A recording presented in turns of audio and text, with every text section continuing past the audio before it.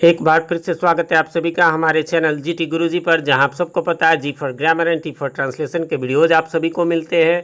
और अभी तक जो है आप सबको पता है कि हमारे यहां पर वो मेन सोल्यूशन वीडियोज़ मिलते थे, लेकिन अब हम आपके लिए ग्रामर के वीडियोज़ भी लेकर आने लगे हैं। तो फ्रेंड्स आज मैं आप सबके लिए लेकर आया हूँ 10 सीरीज़ का पार्ट 2 वीडियो। उम्मीद करता हूँ आपने इसका पिछला वीडियो ज़रूर देख लिया होगा, नहीं तो लिंक उसका ऊपर आई बटन में है, नीचे डिस्क्रिप्शन में भी है। ठीक है, तो पिछले में हमने टाइम एंड टेंस का डिफरेंस बतलाया था और साथ में जो है टेंस के काइंड्स वगैरह के बारे में भी बतलाया था। बहुत ही बेहतरीन वीडियो था, उससे आपका टाइम टेंस बिल्कुल क्लियर हो जाएगा। नहीं देखा तो ज़रूर देख ले। चलिए, तो आज हम, जैसा कि मैंने पिछले वीडियो में बताया था कि मैं जो है वो स्ट्रक्चर्स बताऊंगा। अभी 3-4 वीडियोस 10 सीरीज़ के होने वाले, तो आज सिर्फ स्ट्रक्चर की बात होगी। आप स्क्रीन पर देख सकते हैं स्ट्रक्चर है, जैसे सिंपल टेंसेज करके। तो इसमें एक चीज़ देखेंगे, सब्जेक्ट वर्ब है ना, ये सब आ रहा है। मैं चलता हूँ आगे, है ना, अगले पेज में भी। तो आप सब जगह पर देख रहे होंगे कंटिन्यूअसली कि आपको जो है वो सब में सब्जेक्ट और वर्ब की बात हो ही रही है। तो हम क्यों ना, हो सकता है आप में से कुछ लोगों को कन्फ्यूज़न होगी कि सब्जेक्ट वर्ब, सब्जेक्ट को ठीक से समझने में या वर्ब को, तो इसलिए मैं चलता हूँ। मैंने उसको पहले, तो वैसे तो लास्ट में दिया है, बट मैं उसको पहले एक्सप्लेन कर देता हूँ। सब्जेक्ट और वर्ब के बारे में थोड़ा सा हम लोग जान लेते हैं तो बेटर रहेगा। और एक मेरा दावा है, इस वीडियो को आप लाइक ज़रूर कर दें और अपने, हो सके तो, क्योंकि बाद में आप भूल जाएंगे, और हो सके तो अपने नियर एंड डियर वंस को भी शेयर करें। चलिए, वो तो लास्ट में आप करें, पहले खुद देख लें। हाँ, वीडियो को स्किप मत करना आप, और लास्ट तक देखना। थोड़ा लंबा वीडियो होने वाला है, बट आपको A to Z जानकारी। जैसे एक छोटा सा एग्जांपल आपके साथ है। आज जो मैं सब्जेक्ट के बारे में बताने जा रहा हूँ, मुझे लगता है आपको अपने लाइफ में, एजुकेशनल लाइफ में बहुत कम लोगों ने बताया होगा। चलिए जानते हैं। जैसे सब्जेक्ट की हिंदी आप सबको पता होगा कि कर्ता होता है। तो यदि कोई पूछे कि कर्ता किसे कहते हैं, तो आपका एक जवाब होगा, हिंदी में ज़रूर आपने रटा होगा, कि कार्य करने वाले को कर्ता कहते हैं, है ना, जो काम करे। जैसे राम ईट्स अ मैंगो, यानी राम आम खाता है, तो इसमें सब्जेक्ट क्या है, तो राम होगा। लेकिन यदि मैं दूसरा सेंटेंस लूँ, राम इज ए स्टूडेंट, यानी राम एक विद्यार्थी है, और इसमें पूछा जाए कि सब्जेक्ट क्या है, यदि क्या सब्जेक्ट है, हाँ या ना, और यदि है तो क्या है। मैं अपने कोचिंग में, मेरा अनुभव कहता है, आप में से भी कुछ लोगों को, और हमारे कोचिंग में बहुत सारे बच्चों को मैंने देखा है, वो कहते नहीं, इसमें तो सब्जेक्ट है ही नहीं। क्यों? क्योंकि राम तो कोई काम कर ही नहीं रहा है इसमें, राम तो एक स्टूडेंट है। नहीं, तो आज आ जाइए, इसको क्लियर पढ़िए। A subject is that part of a sentence, यानी सब्जेक्ट जो है, कर्ता जो है, वाक्य का वह हिस्सा है, दैट नेम्स द पर्सन और थिंग, जो पर्सन या थिंग, यानी व्यक्ति या वस्तु का नाम बतलाता है, और साथ में दैट डज समथिंग, ध्यान रखेंगे, दैट डज समथिंग, और या इतना तो है जो कुछ करता है, कहाँ वो ठीक है, लेकिन अबाउट हुम समथिंग इज सेड, या जिसके बारे में कुछ कहा जाए, वह भी सब्जेक्ट है। चलिए, इसको हिंदी में पढ़ लेते हैं। हिंदी में मैंने दिया हुआ है, अर्थात सब्जेक्ट वाक्य का वह हिस्सा है जो यह बतलाता है कि वाक्य में प्रयुक्त व्यक्ति या वस्तु, यानी द पर्सन और थिंग, वाक्य यानी सेंटेंस में कुछ काम करता है, ध्यान रखेंगे, या उसके बारे में कुछ कहा जाता है। क्लियर हुआ? यानी राम आम खाता है में तो राम काम कर रहा है, राम इट्स अ मैंगो, वो खाने का काम कर रहा है। लेकिन दूसरे में राम एक विद्यार्थी है, उसमें भी राम होगा, क्योंकि राम के बारे में कुछ कहा जा रहा है। क्या? कि राम एक विद्यार्थी है, इसलिए राम है। वैसे मैं बता दूं, हमने वर्ब वाले में भी बताया था, और जल्दी में सब्जेक्ट का भी, और बहुत सारे वीडियोस आने वाले, उसमें एक मैं बताता हूँ। सेंटेंस के बारे में आप पढ़ेंगे। सेंटेंस के 3 फीचर्स होते हैं। फीचर नंबर 1, हर सेंटेंस का पहला अक्षर जो है वो फर्स्ट लेटर जो होगा वो कैपिटल होगा। रूल नंबर 1 बेसिक फीचर है। रूल नंबर 2, सेंटेंस का निश्चित है, ये सेकेंड फीचर है, कि हर एक इंग्लिश सेंटेंस के लास्ट में या तो फुल स्टॉप या क्वेश्चन मार्क या एक्सक्लेमेशन मार्क होगा। और थर्ड, कि हर एक सब्जेक्ट में, हर एक सेंटेंस में एक सब्जेक्ट और एक वर्ब, कम से कम एक वर्ब होगा ही होगा। इसलिए बिना सब्जेक्ट का कोई सेंटेंस हो ही नहीं सकता, और बिना वर्ब का। ठीक है। एक बात, अब इसके एग्जाम्पल की ओर हम लोग चलेंगे। तो एग्जाम्पल में है, एग्जाम्पल में the letter came after a few days, या फिर और after a few days came the letter. यहाँ द लेटर देखिए, इस सेंटेंस में शुरू में है, यहाँ लास्ट में। ऐसा क्यों है? चलिए हम जानते हैं। यहाँ कुछ ध्यान देने योग्य बातें मैंने बताई है। ध्यान रखें कि सब्जेक्ट हमेशा एक नाउन या एक प्रोनाउन या शब्दों का ऐसा समूह होता है जो नाउन की तरह काम करता है। ये ज़्यादा इंपॉर्टेंट नहीं है। चलिए, वो नाउन की तरह होता है या प्रोनाउन की तरह काम, नाउन के, ये ध्यान में रखेंगे। प्रायः सब्जेक्ट वाक्य के शुरू में रखा जाता है, लेकिन इंग्लिश तथा संस्कृत में, है ना, यह वाक्य के शुरू या अंत में भी हो सकता है, जैसा कि आपने ऊपर के उदाहरण में देखा है, किंतु इसका अर्थ समान ही रहता है। ऊपर आपने क्या देखा कि the letter came after a few days, यानी सब्जेक्ट ये है, ये आया, है ना, या फिर कुछ दिनों बाद केम आया द लेटर। यानी यदि सिंपल भाषा में, ठेठ भाषा में मैं बोलूँ तो मैं ये कि यदि हिंदी में हम बोले राम जाता है, सही है, ठीक है। उसके बाद संस्कृत में कहें रामः गच्छति, सही है। इंग्लिश में कहें राम गोज, सही है। लेकिन दोबारा आते हैं, इंग्लिश में कहे गोज राम, यह भी सही है। संस्कृत में कहे गच्छति रामः, यह भी सही है। लेकिन यदि हिंदी में कह दें कि जाता है राम तो गलत हो जाएगा। तो इसलिए हिंदी में तो नहीं, लेकिन इंग्लिश में ये बाद में भी सब्जेक्ट आ सकता है। ऐसा नहीं कि शुरू में, कंपटीशन वगैरह में खासकर ऐसा किया जाता है, ठीक है।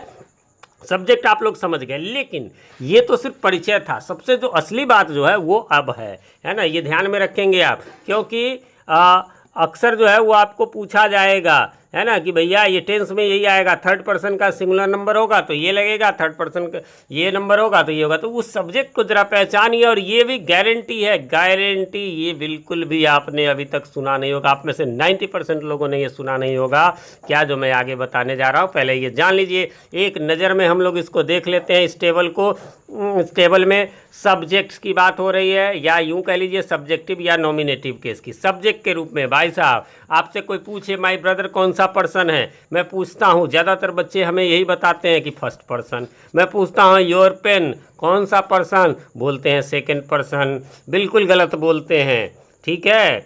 अब तो सही क्या है आइए जान लेते हैं। देख लीजिए यहाँ पर, पहले वैसे पीके मंत्रा है यहाँ पर सब्जेक्ट के, ये जो सब्जेक्ट है इसके 3 पर्सन होते हैं, मालूम है आपको, first person, second person, third person. और इसके नंबर होते हैं 2, एक सिंगुलर नंबर और एक प्लूरल नंबर, इतना आप सबको पता है। लेकिन सब्जेक्ट के रूप में ध्यान रखेंगे, फर्स्ट पर्सन में केवल एक ही होता है, वो होता है आई।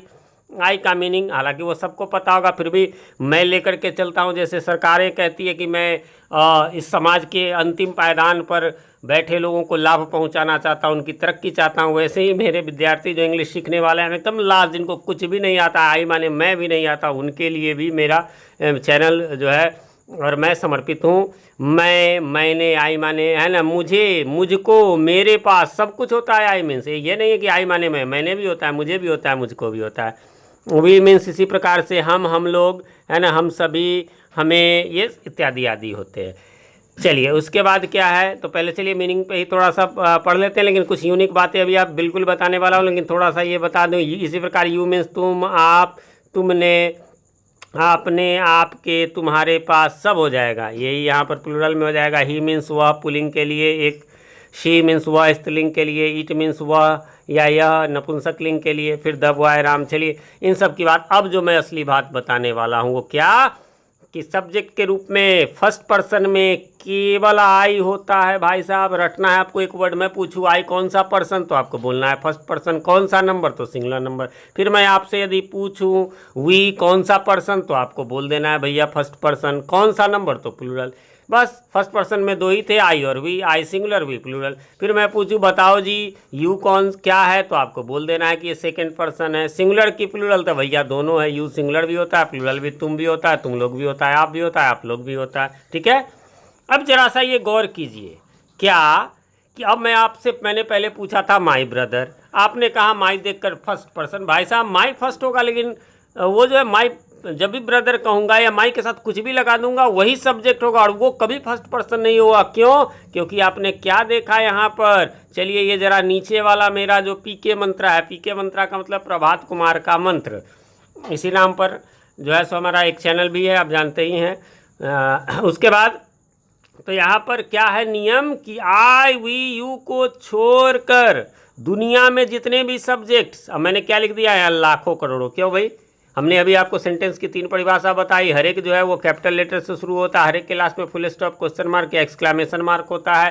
प्लस मैंने ये भी कहा कि वो हर एक में एक सब्जेक्ट हो, एक वर्ब होगा। तो भैया सेंटेंस कितने हो सकते हैं, वाक्य कितने लिख सकते हैं, लाखों करोड़। तो लाखों करोड़ सब्जेक्ट होंगे। तो सिर्फ 3 को छोड़कर, आई वी यू को छोड़कर दुनिया में जितने भी सब्जेक्ट्स हैं, लाखों करोड़ों हैं, वे सभी थर्ड पर्सन हैं।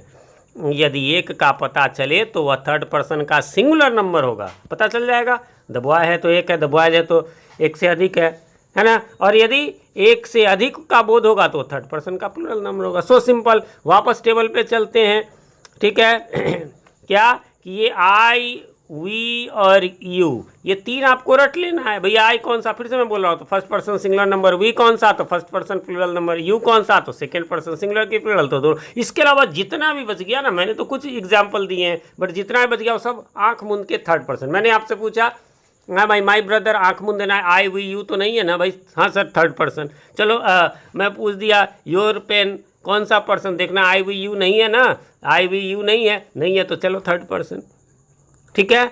मैंने पूछ दिया राम, भाई आई वी यू नहीं है, थर्ड पर्सन। बस अब इसके बाद क्या करना है कि उसको ध्यान दे देना है कि एक है तो थर्ड पर्सन का सिंगुलर नंबर, एक से अधिक है तो प्लूरल नंबर। अब इसमें आ जाइए, है ना। जैसे मान लीजिए ही सी इट तो आपने शुरू से रटा होगा, इसकी बात नहीं कर रहा। मैं पूछूं राम कौन सा पर्सन, तो थर्ड पर्सन सिंगुलर की प्लूरल, तो भैया राम तो एक ही है इसलिए सिंगुलर। इसी की जगह यदि मैं कह दूं राम एंड श्याम तो एक से अधिक हो गए, तो फिर ये थर्ड पर्सन तो है, आई वी यू नहीं है इसलिए तब प्लूरल नंबर हो जाएगा।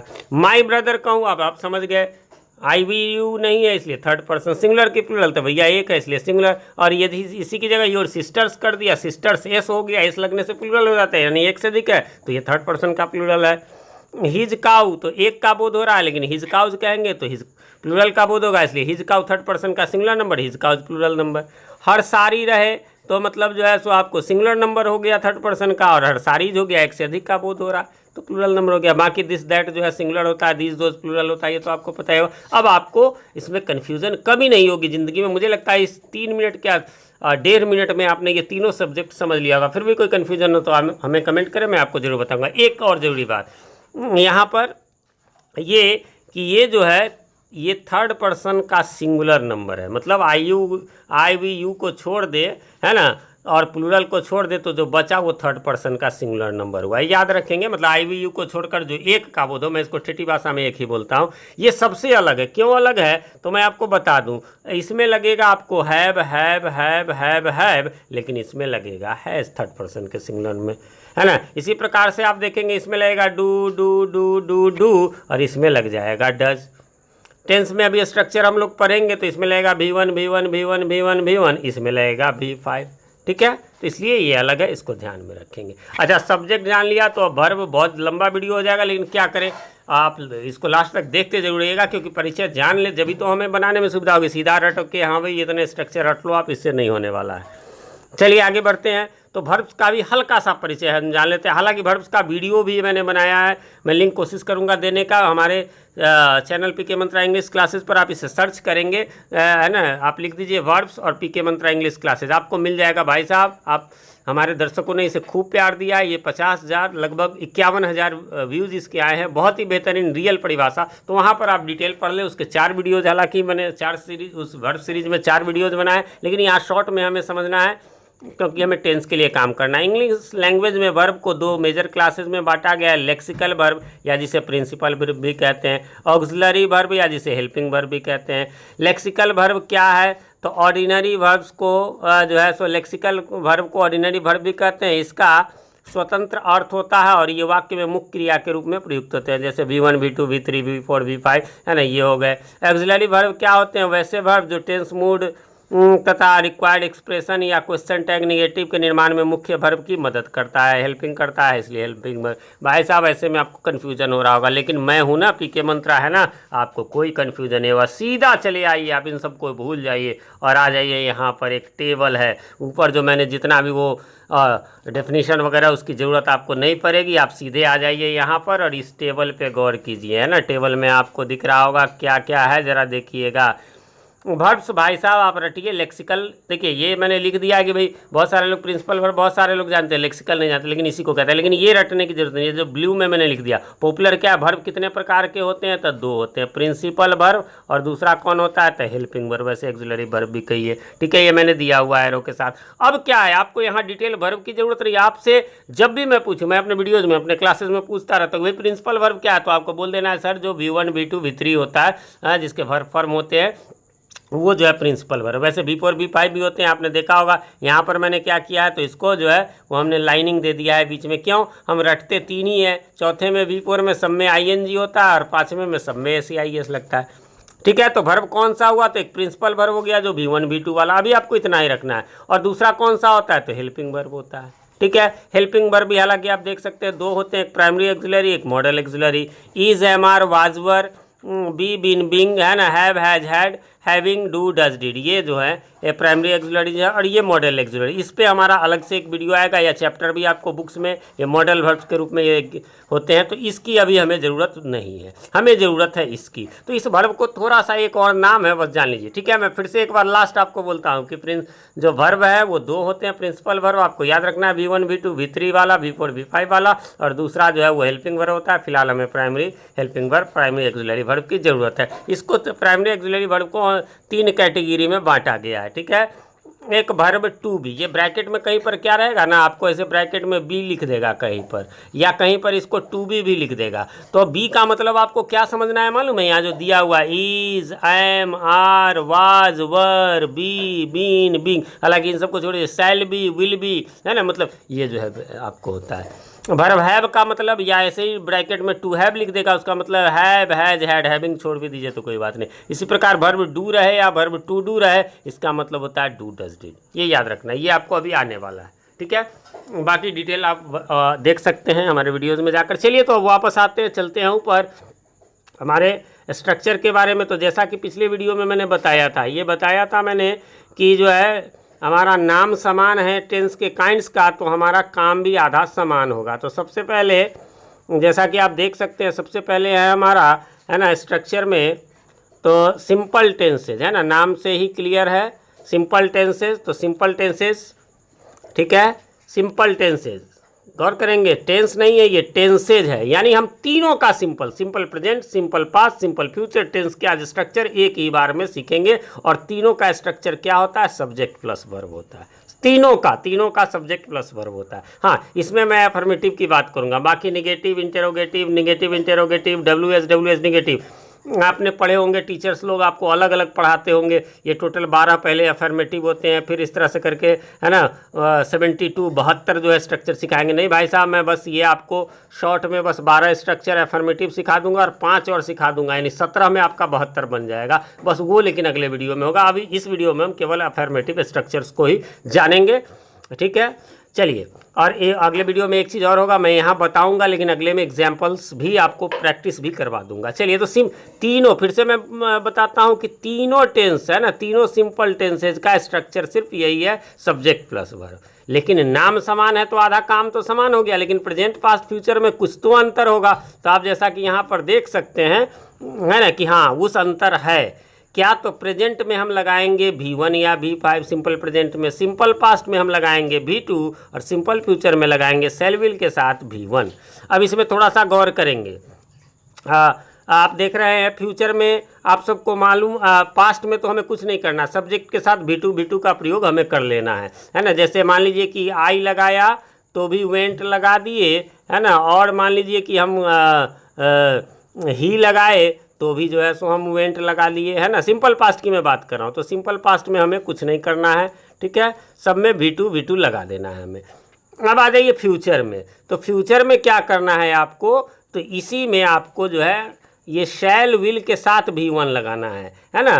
तो शैल किसके साथ लगता है, तो आप सबको मुझे उम्मीद है कि पता होगा, आई के साथ और वी के साथ जो है वो आपको शैल लगता है, और बाकी जितना बच गया उसके साथ विल लगता है। तो मान लीजिए यही दो एग्जाम्पल जो मैंने यहाँ पर बताया है। चलिए, अब इसमें वर्ब टू तो ये पास्ट में था, यदि फ्यूचर की बात करेंगे तो क्या करेंगे, आई के साथ हम जो है वो लगा देंगे क्या, तो आई के साथ लगा देंगे शैल, और फिर जो है मान लीजिए कोई V1 तो V1 हो जाएगा आई शैल गो। ठीक है, यदि ही है तो ही के साथ आपने देखा आई वी के साथ शैल लगता है, और बाकी किसी के साथ भी विल लगता है, तो ही के साथ क्या करेंगे, तो विल लगा देंगे, और फिर जो है वर्ब 1 ही लगेगा तो गो लग जाएगा। ठीक है, इस प्रकार से आपका पास्ट फ्यूचर का स्ट्रक्चर हो गया। ये स्ट्रक्चर जो मैं अभी दो बताया हूँ ना, ये मैं आपको बजाबता बना करके 10 जो है मैं बताऊँगा, 12 टेंस के 120 सेंटेंसेज अगले वीडियो में वो रहेगा। ठीक है, तो अगला वीडियो का भी लिंक आपको आई बटन में मिल जाएगा, डिस्क्रिप्शन में मिल जाएगा। चलिए अब रह गया सबसे इम्पोर्टेंट वाला, है ना, सबसे इम्पोर्टेंट वाला क्या, तो ये V1 सिंपल प्रेजेंट में ये V1 और V5 कहाँ लगेगा, V1 कहाँ लगेगा V5। तो भाई साहब मैं बता दूं, है ना, ये जो है आपको I के साथ, ठीक है, V के साथ और U के साथ, और इसके अलावा जितना भी आपको प्लूरल है ना, यानी एक से अधिक का बोध वाला है, उसके साथ आपको लग जाएगा V1। देखिए बस 4 रट लेना है, I के साथ, V के साथ, U के साथ, और जितना भी एक से अधिक है उनके साथ लग जाएगा V1। और जहाँ पर इसके अलावा सिंगुलर बच गया, यानी मैं ठेठी में कहता हूँ एक बच गया, उसके साथ आपको लगेगा V5। ठीक है, जैसे चलिए अभी मैंने I लिखा था, फिर ही लिखा था, फिर चलिए मैं मान लीजिए कि मैं लिख देता हूँ मोहन, है ना। इन सब के साथ यदि हमें V1 की V5 क्या लगाना है, इसकी चर्चा करें, तो आई के साथ क्या लगेगा, गो की गोज, गो V5 का मतलब गोज होता है। तो आपको पता है, हमने यहाँ पर बताया है कि आई के साथ क्या लगेगा, तो V1 लगेगा, तो इसलिए हमने लगा दिया गो। लेकिन यदि ही के साथ हमें लगाना है, तो ही के साथ क्या लगेगा, तो ही न तो आई है ना, न तो आई है, न तो वी है, न तो यू है, ये तो बल्कि, और न प्लूरल है, बल्कि इससे तो ही से तो एक का बोध होता है, इसलिए ही के साथ V5 लग जाएगा, यानी ही गोज हो जाएगा। ठीक है, अब आ जाइए लास्ट आपका मोहन है। मोहन में क्या, आई नहीं है, वी नहीं है, यू नहीं है, प्लूरल भी नहीं, मोहन से तो एक का बोध हो रहा, इसमें भी V5 लगेगा। मान लीजिए हमें यदि गो और गोज की बात करें, तो यहाँ पर गोज लग जाएगा। ठीक है, यहाँ पर स्क्रीन पर थोड़ा ठीक से नहीं लिख पा रहा हूँ, लेकिन आप हमारी आवाज़ से समझ रहे होंगे। ठीक है, तो समझ गए इस प्रकार से, है ना। फिर से मैं बता दूँ, जो आई, वी, यू और जितना प्लूरल है उसके साथ V1, और एक का बोध हो जाए तो उसके साथ V5। वैसे अब आ जाते हैं, ये मैंने एक साथ तीनों आपको 3 टेंस का बता दिया। बाकी इसके नोट्स यदि आप चाहे स्क्रीनशॉट्स लेकर के रख ले, नोट में मैंने बताया सिंपल प्रेजेंट टेंस के थर्ड पर्सन, जिसको मैं एक बोला हूँ, कि सिंगुलर सब्जेक्ट के साथ V5 यानी SEIS तथा बाकी के साथ V1 का यूज होता है। इसके अलावा फ्यूचर टाइम टेंस के फर्स्ट पर्सन यानी IV के साथ मैंने जो ऊपर बताया, यह शैल तथा बाकी के साथ विल का यूज होता है। सिंपल टेंसेज को ही इंडिफिनिट टेंसेज कहा जाता है, ये तो हालांकि मैंने पिछले वीडियो में भी आपको बताया था, है ना।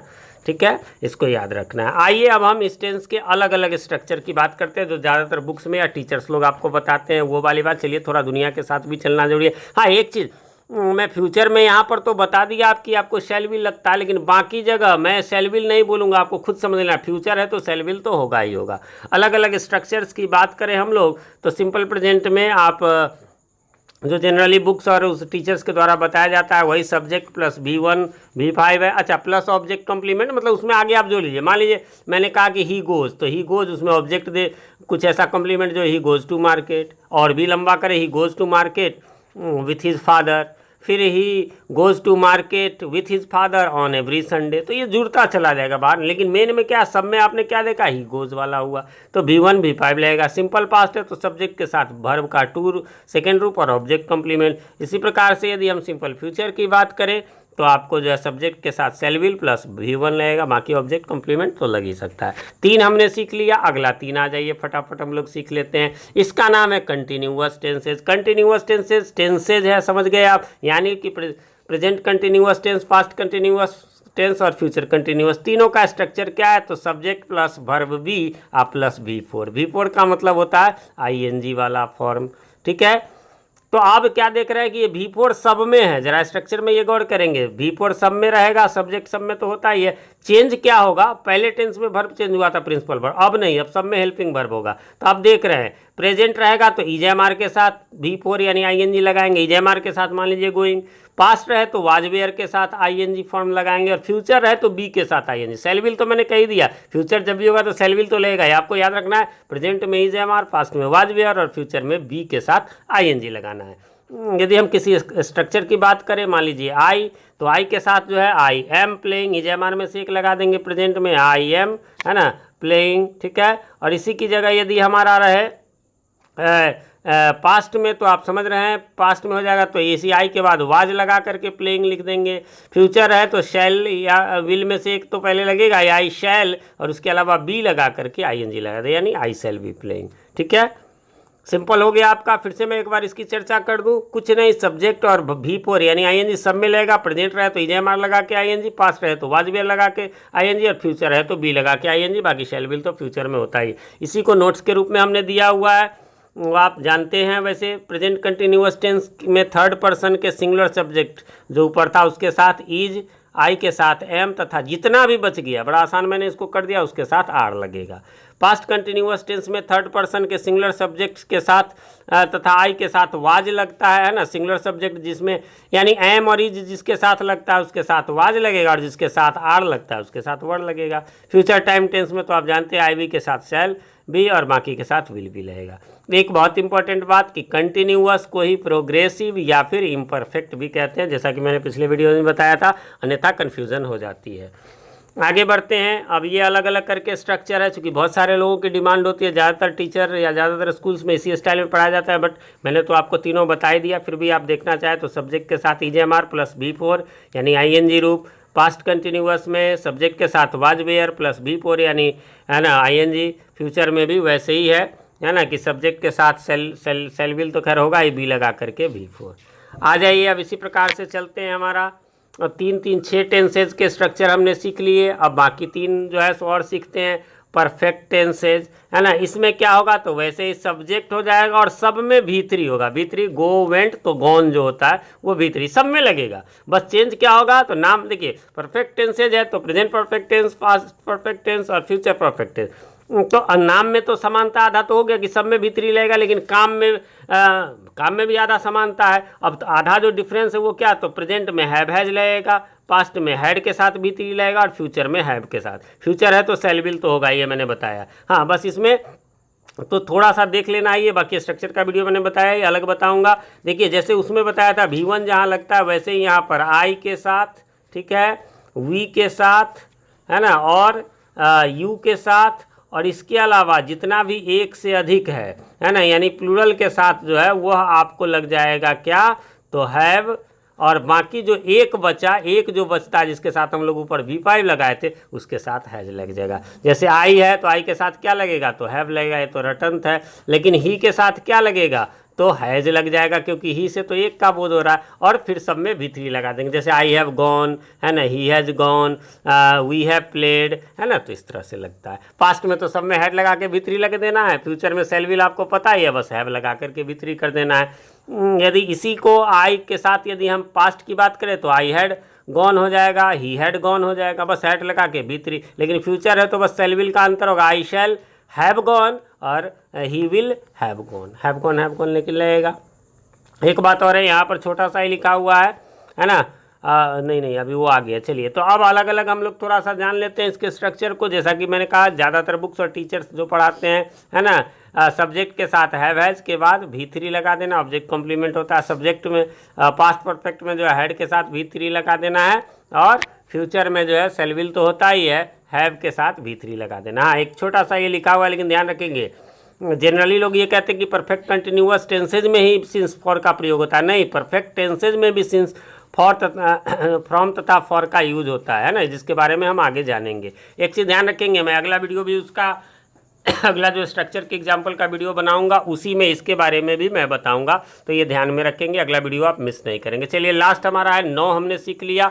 अब जो है बाकी 3 बचे हुए हैं 12, वो हम सीखेंगे। इसका नाम है परफेक्ट कंटिन्यूअस टेंसेज, तो यानी present perfect continuous, past perfect continuous और फ्यूचर परफेक्ट कंटिन्यूअस। ठीक है, तीनों का स्ट्रक्चर है। लेकिन एक चीज़ और गौर करेंगे, इसका नाम क्या है, तो परफेक्ट कंटिन्यूअस। हमने अभी पढ़ा है, पहले कंटिन्यूअस पढ़ा फिर परफेक्ट। तो नाम में समानता है तो काम में समानता भी होगा ही, और इसका गुण में भी समानता। देखिए, परफेक्ट का है तो क्या है, वर्ब हैव लग जाएगा, वर्ब हैव अभी हमने लगाया है, हैज हैड वाला है ना। और कंटिन्यूअस का क्या लग रहा है, तो V4 लग रहा है। और समझ लीजिए कि दोनों को जोड़ने के लिए बीन लग रहा है, ऐसे भी याद कर सकते हैं। ऊपर के यदि वो 3 आपने सीख लिए तो ये फिर आसान है ना। परफेक्ट कंटिन्यूअस, परफेक्ट का हेल्पिंग वर्ब शुरू में जो नाम है उसका शुरू वाला चीज ले लिया, कंटिन्यूअस में जो V4 था ING वाला वो बाद वाला ले लिए, दोनों को चिपकाने के लिए बीन नामक फेविकोल ले लिए।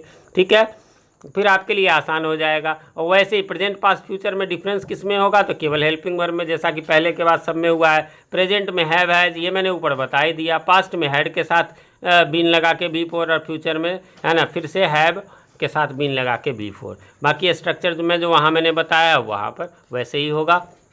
ठीक है, एक एग्जाम्पल यदि हम ले लें तो क्या हो जाएगा, आई लगाएंगे तो I have been playing, past में करेंगे I had been playing, future में करेंगे तो I shall have been playing.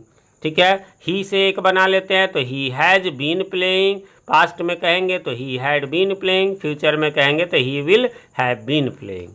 ठीक है, अलग अलग स्ट्रक्चर जैसा कि ऊपर में ही, हालांकि उतना पर ही आपको आ गया होगा तो इसकी ज़रूरत नहीं है, फिर भी चलिए एक बार सब्जेक्ट प्लस हैव हैज होता है प्लस बीन होता है प्लस B4 होता है, ऑब्जेक्ट कंप्लीमेंट तो लगाएंगे। हाँ, इसमें सिंस फॉर का प्रयोग खूब होता है प्लस एडवर्ब ऑफ टाइम, जैसे since morning, since evening, for 2 hours, for 5 days, है ना।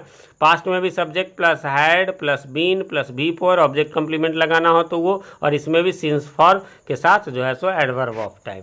फ्यूचर में भी वैसे ही है, सब्जेक्ट शैल विल तो खैर होगा ही होगा, हैव बीन प्लस B4, है ना। और इसमें एक ध्यान रखेंगे कि इसमें जो है वो सिंस की जगह फ्रॉम होता है, और इसके अलावा तो फ्रॉम या फॉर लगा के एडवर्ब ऑफ टाइम।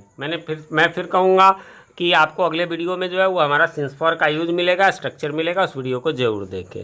ठीक है, इस प्रकार से हमारा जो है ये थोड़ा सा लंबा वीडियो तो खैर हो गया, बट उम्मीद करता हूँ अब आपको किसी प्रकार का स्ट्रक्चर से रिलेटेड कोई कन्फ्यूज़न नहीं होगा। यदि कन्फ्यूज़न हो तो आप हमें कमेंट करें, है ना, और मैं उसका रिप्लाई देने की पूरी कोशिश करूँगा। लगभग आधे घंटे का वीडियो हो गया है तो इतनी मेहनत के लिए एक लाइक तो ज़रूर बनता है। और हाँ, एक रिक्वेस्ट है, चैनल पर नए हैं तो चैनल को सब्सक्राइब कर लें और साथ में नोटिफिकेशन बेल में ऑल को प्रेस कर दें, जिससे कि हमारे इसी प्रकार के ग्रामर के अच्छे अच्छे वीडियोज़ और लिटरेचर के भी वीडियोज़ आपको जो है वो मिलते रहें। और साथ में यदि वीडियो पसंद आया हो तो लाइक कर दें, ना पसंद आए तो डिसलाइक कर दें। यदि आप अपनों का करते हो केयर तो इस वीडियो को कर दें शेयर। मिलते हैं अगले वीडियो में, तब तक के लिए हैव अ नाइस डे।